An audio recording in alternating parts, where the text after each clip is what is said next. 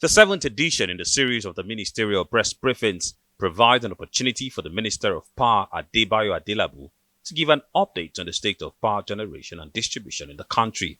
Adelabu hits the ground running by pointing out that the power sector has already recorded a 40% improvement in generation since the current administration assumed office.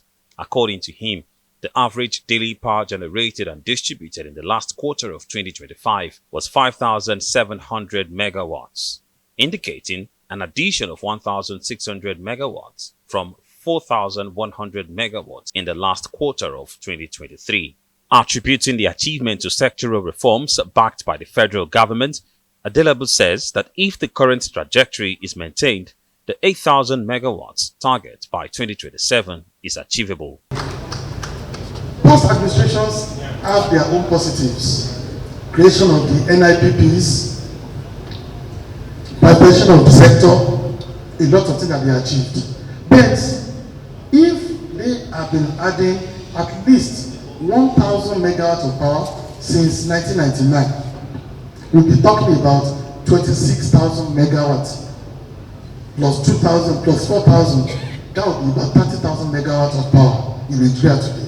But we cannot keep dwelling in the past. It's the way forward. Now that we have created a trajectory, if we sustain this trajectory, I can assure you that before the end of this administration in 2027, the first end of this administration, 2027, we should be able to generate and distribute not less than 8,000 megawatts of power.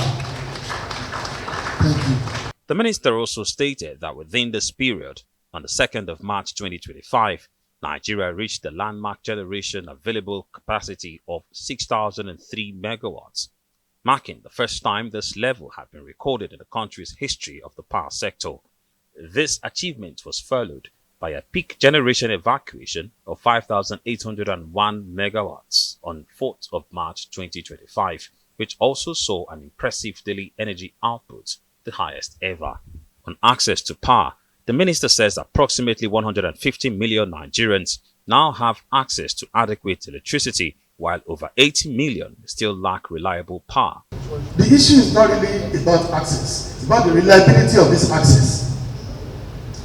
And reliability is measured in terms of stability of the access and affordability of this access, which is what we are working on. So when we are presenting our compact, we told them that when you are extending energy access to this additional 300 million people, let's not focus on renewable energy alone.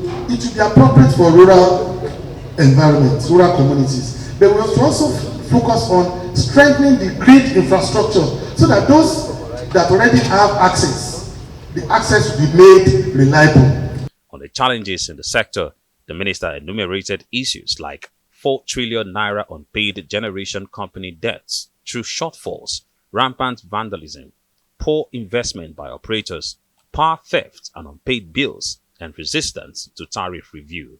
Ferdinand Duroha, Arise News.